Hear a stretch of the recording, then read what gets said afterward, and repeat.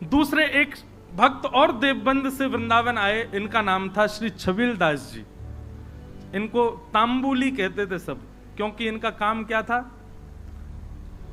बीड़ी बनाना, तांबुल पत्र आदि सब समेट करके और बीड़ी बनाकर, अच्छा पूरे जहां कहीं भी रस भाव से ठाकुर जी की सेवा होती है, अनेक स्थानों पर महाराज जी बीड़ा का भोग लगता, पर हमारे वृंदावन में बीड़ी का भोग लगा, बीड़ी छोटी छोटी। क्यों? मन में भाव है, नेक नेक से लाला लाली है, इतनी बड़ी बीड़ा बना दो, कहां खाएंगे वाकू, नेक नेक सी बीड़ी बनाओ, छोटी छोटी बीड़ी बने। हमारे वृंदावन में नंदगांव जाओ और कहीं जाओ, इतने बड़े बड़े बीड़ा रहे, बीड़ा बीड़ी समझ रहे हैं ना, कैसे कहें बाबा जा, ये नहीं है बाबा दूर तक कर रहे हैं, वो बीड़ी नहीं है, बीड़ी पानते कहीं बीड़ी, जय हो भैया अरे राम प्रियालाल जी की सेवा में बीड़ी बढ़िया भैया, मैंने पूछ ली, पान की जो सेवा रे बात बीड़ी के हैं, और बीड़ा के वो बड़ो रे, छोटी रे वो बीड़ी। तो छबील दास जी तांबुली, ये भी देवबंद के थे, इनको भी महाप्रभु जी की बड़ी याद आई, और आप भी महाराज सब छोड़ छाड़ करके वृंदावन आ गए। बोले कि वहीं जाके छोटी छोटी बीड़ी बनाऊंगा, राधा वल्लभ लाल जी को पवाय करूंगा। आए, आकर के महाप्रभु जी के चरणों में प्रणाम किया, और प्रणाम करके कहा मुझे सेवा प्रदान करो। बहुत ध्यान से सुनना सब लोग। महाप्रभु जी बोले क्या सेवा करोगे? बोले हम पे तो एक ही काम आवे, बीड़ी बनावेंगे, प्रियालाल जी आप बनाओ। बोले ऐसी बीड़ी बनाओ जो मुख में जावे के बाद भी लाल जी को श्रम नहीं करना पड़े, अपने आप ही घुल जाए करे। महाराज जी कितना विचार हमारे ब्रजमंडल में किया जाता। आप कभी दाऊ जी जाओगे ना, दाऊ जी वहां श्री बलराम जी का मंदिर है, महाराज जी दाऊ जी में शाम को जब ठाकुर जी का, दाऊ जी का प्रसाद बनता है, इतनी छोटी छोटी पूड़ी बनती हैं। मैंने पूछी गुसाई जी इतनी छोटी पूड़ी काई को? बोले कहीं तोड़वे में श्रम नहीं है, जा पूरी पूड़ी उठाओ, सब्जी लगाओ, खा जाओ। मैंने की भैया ये लाड़ प्यार करके मूड हम नहीं बैठा रखे हैं ठाकुर जी इतना लाड़ करें ठाकुर जी से, बताओ ऐसी छोटी छोटी पूरी ये तोड़नी नहीं पड़ जाए। ऐसे हमारे ब्रजमंडल की सेवा है भैया। तो महाप्रभु जी ने आज्ञा करी ऐसी बीड़ी बनाइयो कि प्रियालाल जी के मुख में जाए, मुख में जाते ही घुल जाए। वो ठीक है। अब तो महाराज वो इसी भाव में बीड़ी सिद्ध करता था, पानों को रात में भिगोता, उनको बिल्कुल नरम सा बना के वही सामग्री भीतर, वो भी निधान महाप्रभु जी ने बताया क्या क्या सामग्री जाएंगे, उसके अलावा कुछ नहीं। बिल्कुल भी ऐसा ना हो कि मुख में जाकर के थोड़ा भी श्रम करना पड़े।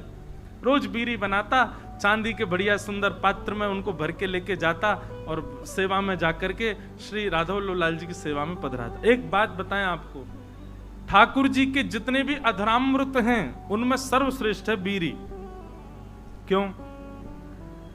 बाकी को अधरामृत महाराज जी ठाकुर जी पामे, पर बीड़ी को भोग ऐसा है ठाकुर जी क्या करें, वाकु पामे और मुख से लगा करके अधरामृत को स्पर्श करा करके तब वाकु पधरा दे। नेक नेक पामे, एक बीड़ी तो नेक लियो, दूसरी तो या को मतलब यह है कि मुख्य अधरामृत ठाकुर, वैसे तो सबका छू है पर बीड़ी में विशेष ठाकुर जी को अधरामृत को भाव रहे।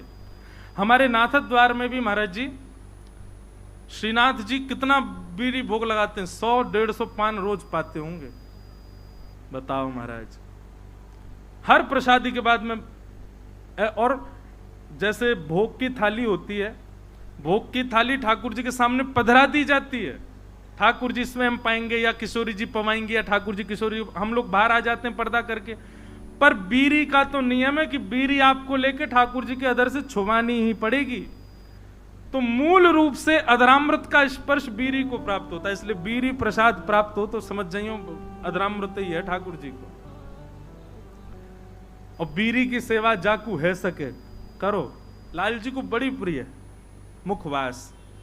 तो ये छबील दास जी तांबुली आए और इनने बीड़ी की सेवा प्रारंभ करी।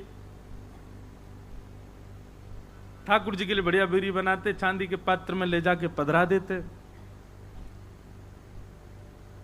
महाप्रभु जी ने एक दिन बीरी को प्रसाद ठाकुर जी को पधरा करके, और जब अधरामृत है गयो, प्रसादी है गई, स्वयं पाए, बड़ा आनंद आया। महाप्रभु जी को लगे कि हाँ, ठाकुर जी के योग्य सामग्री बननी है।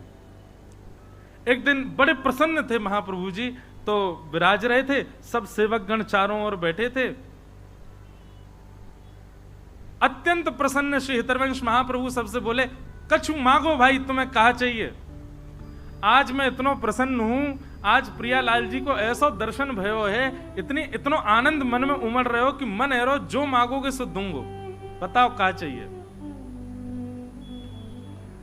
चरण दबा रहे थे छबील दास जी तांबूली, कोई हाथ दबा रहे हैं, सब सेवा कर रहे हैं। हाँ भाई तांबूली छबील दास, तू बता क्या चाहिए। तेरी बीरी पाई, बहुत बहुत स्वाद, और बिल्कुल ऐसा लग रहा हो कि हाँ प्रियालाल जी को सुख मिलता होगा, बता कहा चाहिए। आहा, छबील दास तांबूली चरण दबाते दबाते बोले, जो मांगूंगा सो दोगे। महाप्रभु जी बोले, कहा चाहिए बता, आज्ञा कर।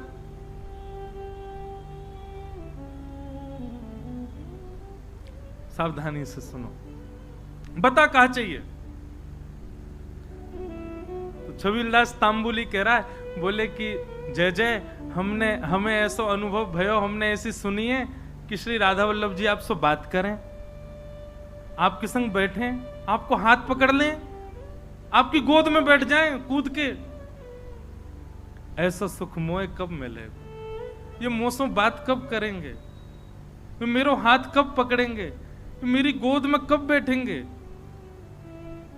मेरे हाथन से बीरी कब पामेंगे। आपको देनो है तो महाप्रभु जी बस यही कृपा कर दो कि श्री राधा वल्लभ लाल जी प्रत्यक्ष काउदना मेरे सामने प्रकट है जाएं, और जैसी लीला आपके संग करें, मेरी गोदी में भी कूद के बैठ जाएं एक दिन, मुझको भी वो सुख मिले, ऐसा अनुग्रह कर दो।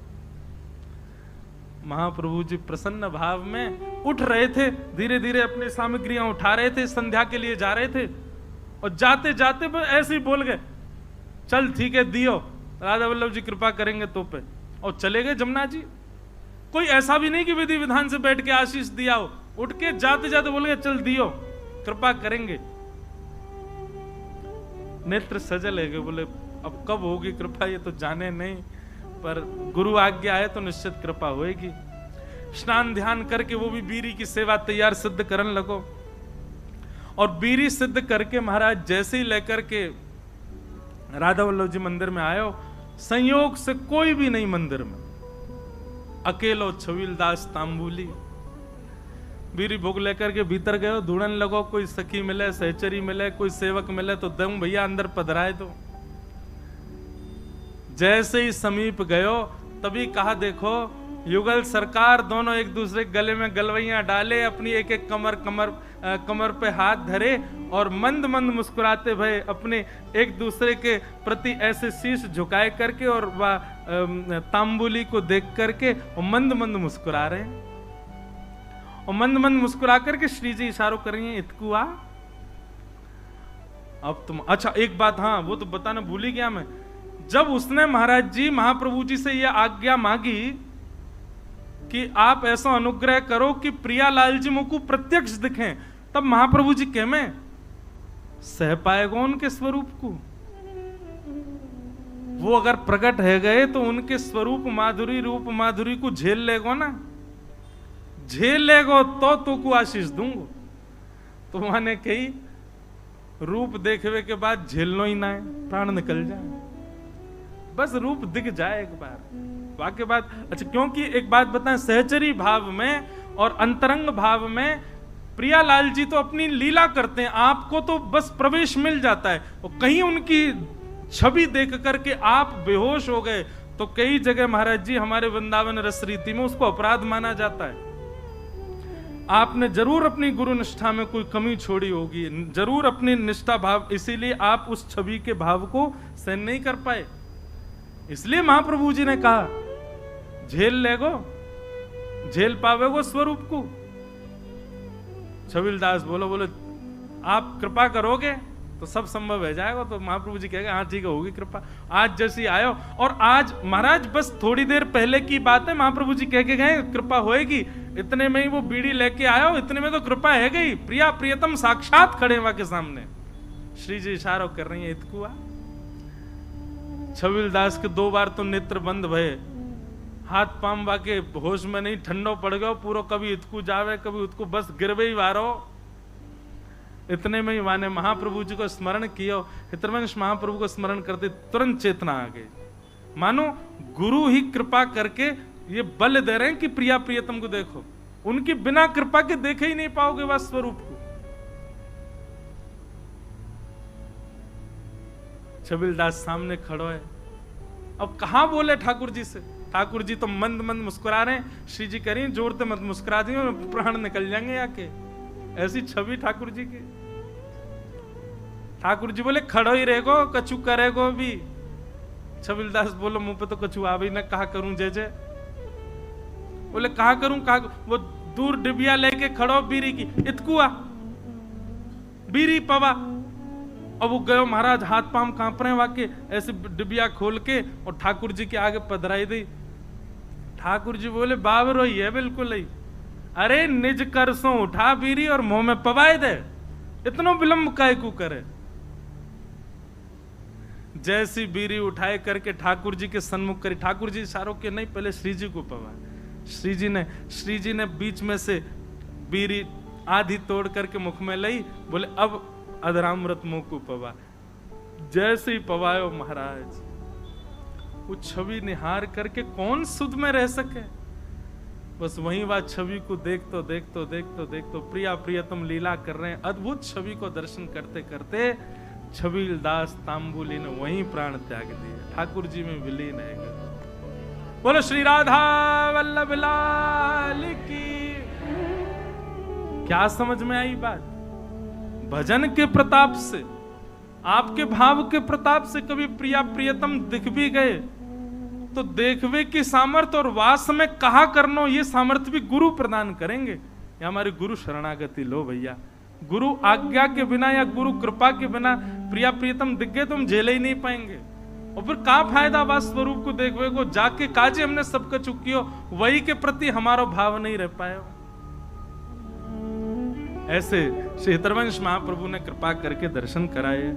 जय जय राधा वल्लभ हित हरि वंश, जय जय राधा वल्लभ हित हरि वंश, जय जय राधा वल्लभ हित हरि वंश, जय जय राधा वल्लभ हित हरि वंश, जय जय राधा वल्लभ प्यारो हरि वंश, जय जय राधा वल्लभ प्यारो हरि वंश, जय जय राधा वल्लभ प्यारो हरि वंश, जय राधा वल्लभ प्यारो हरि वंश, जय जय श्री वृंदावन श्री वनचंद्र, जय जय श्री वृंदावन श्री वनचंद्र, जय जय राधा वल्लभ श्री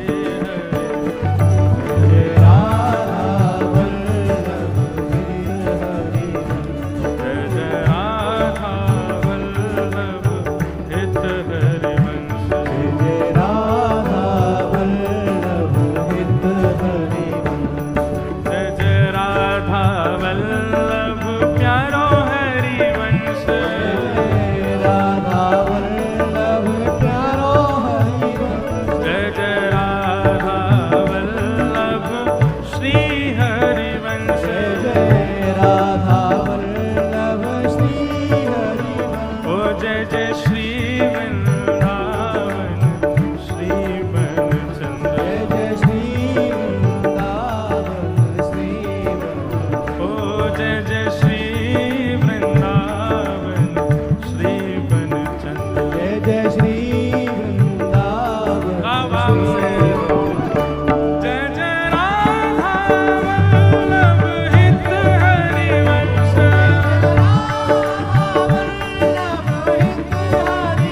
ओ जय जय राधा वल्लभ